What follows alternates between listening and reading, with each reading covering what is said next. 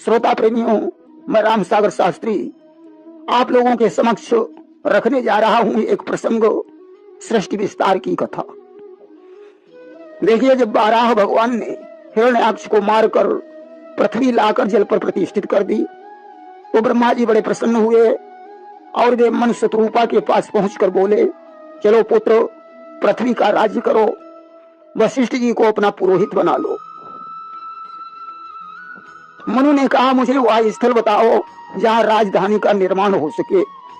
तब भगवान विष्णु ने वैकुंठ से अयोध्या को प्रदान किया, जिसका घेरा 336 कोस का था। अब मनु अयोध्या में राज्य करने लगे। स्वयं भोग मनु और शत्रुपा, जिनते भई नर सृष्टि अनुपा। स्वयं भोग मनु और शत्रुपा के द्वारा मनुष्यों की सृष्टि हुई। दंपति धर्म आचरण का, वजहु गाव श्रुति जिन कैली का। जिन्होंने गृहस्थ धर्म का आचरण करना सिखाया। मनु के द्वारा लिखी हुई मनु स्मृति आज भी संसार में प्रसिद्ध है। प्रियव्रतोत्तान पादो श्रुतम स्वयं भुवस्य वही। प्रियव्रत और उत्तानपाद ये दो पुत्र मनु और शत्रुपा के द्वारा उत्पन्न हुए तथा आकुति, देवहूति और प्रसूति ये 3 कन्याएं हुई। इनमें उत्तानपाद के 2 विवाह हुए, सुनीति और सुरुचि से, जिनमें सुनीति से ध्रुव का जन्म हुआ और सुरुचि से उत्तम का जन्म हुआ। उत्तम को यक्षों ने मार डाला था। ध्रुव की 2 पत्नियां थीं, भ्रमी और इला। भ्रमी से कल्प और वत्सर 2 पुत्र हुए। इला से उत्कल का जन्म हुआ। प्रियव्रत का विवाह विश्वकर्मा प्रजापति की कन्या बरहिष्मति के साथ हुआ, जिनसे अग्निन्द्र आदि 10 पुत्रों का जन्म हुआ तथा ऊर्जसती नामक एक कन्या उत्पन्न हुई। देखिए, स्वयंभुव मनु ने अपनी पुत्री आकुति का विवाह प्रजापति ऋषि के साथ कर दिया, जिनसे यज्ञ पुरुष भगवान का जन्म हुआ। देवहूति का विवाह इन्होंने कर्दम ऋषि के साथ कर दिया, जिनसे कपिल देव की उत्पत्ति हुई तथा 9 कन्याओं का जन्म हुआ। उन कन्याओं में कला नाम की कन्या का विवाह इन्होंने मरीचि के साथ कर दिया, जिनसे कश्यप एवं पूर्णिमा 2 पुत्रों का जन्म हुआ। अनसुईया का विवाह इन्होंने अत्रि के साथ कर दिया, जिनसे दत्तात्रेय, दुर्वासा और चंद्रमा 3 पुत्रों का जन्म हुआ। श्रद्धा का विवाह इन्होंने अंगिरा के साथ कर दिया, जिनसे सिनीबाला, कुहू, राका और अनुमति 4 पुत्रियां हुई तथा उतथ्य और बृहस्पति 2 पुत्र उत्पन्न हुए। हवि का विवाह इन्होंने पुलस्त के साथ कर दिया, जिनसे अगस्त और विश्वसभा 2 पुत्र हुए। गति का विवाह पुलह के साथ हुआ, जिनसे कर्म श्रेष्ठ, बरियान, सहिष्णु ये 3 पुत्र हुए। क्रिया का विवाह क्रतु के साथ हुआ, जिनसे बालखिल्यादि 60,000 ऋषि उत्पन्न हुए। ख्याति का विवाह भृगु के साथ हुआ, जिनसे धाता और विधाता 2 पुत्र हुए एवं श्री नाम की कन्या का जन्म हुआ। अरुंधति का विवाह वशिष्ठ के साथ हुआ, जिनसे चित्रकेतु, सुरोच, मित्र, उलवण, वश, मृद्यान और दुमान आदि 70 ऋषि उत्पन्न हुए।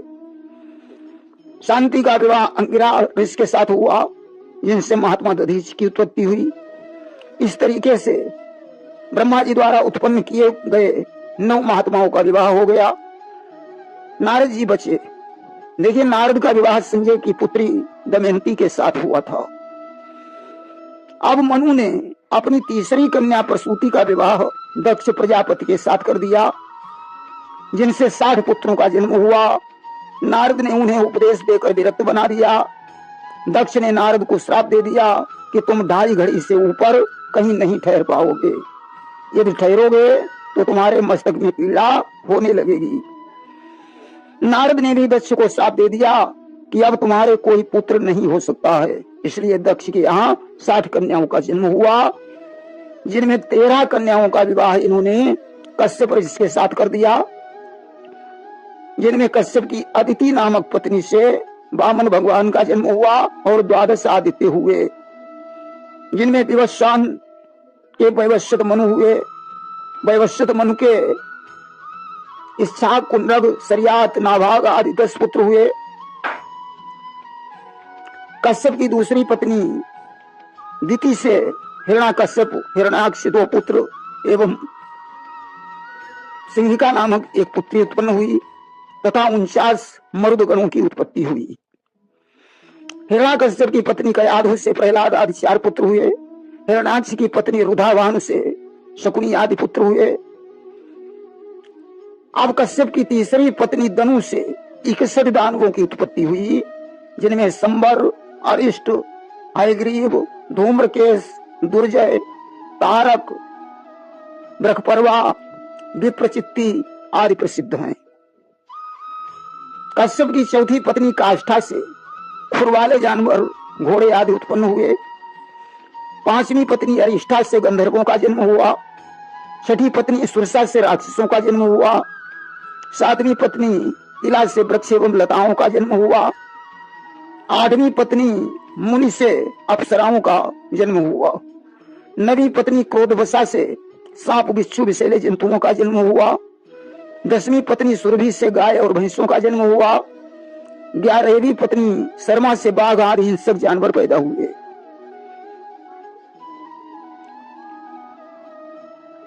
12वीं पत्नी ताम्रा से बाज एवं गिद्धों का जन्म हुआ। 13वीं पत्नी तिमी से जल जंतु उत्पन्न हुए। 14वीं पत्नी विनिता से गरुण और अरुण की उत्पत्ति हुई। इनकी 15वीं पत्नी कद्रु से 8 नागों की उत्पत्ति हुई, जिनमें अनंत, वासुकी, तक्षक, करकोटक, पद्म, महापद्म, शंख और कुलिक, ये 8 नागों की उत्पत्ति हुई। 16वीं पत्नी पतंगी से पक्षियों का जन्म हुआ तथा इनकी 17वीं पत्नी यामिनी से शलभ पतंगों का जन्म हुआ। दक्ष ने अपनी 27 कन्याएं चंद्रमा को दे दी, जो अश्विनी, रेवती आदि नक्षत्रों के रूप में जानी जाती हैं।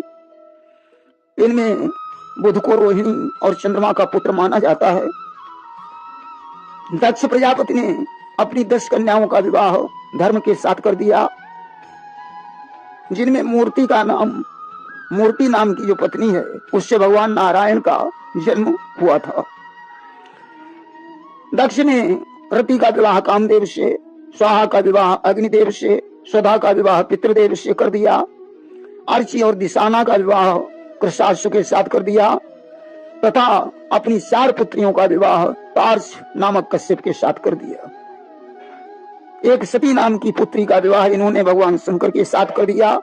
इस प्रकार दक्ष की 60 कन्याओं का विवाह होता है। सती के द्वारा भगवान शंकर को कोई संतान नहीं प्राप्त हुई, क्योंकि पिता की यज्ञ में सती ने अपने शरीर को भस्मसात कर दिया था और पुनः पार्वती के रूप में हिमालय पर इनका जन्म हुआ। भगवान शंकर से विवाह होने के बाद पार्वती ने कार्तिकेय को जन्म दिया। यह कथा आप लोग श्रवण करेंगे शिव चरित्र में। प्रेम से बोलिए वृंदावन बिहारी लाल की जय।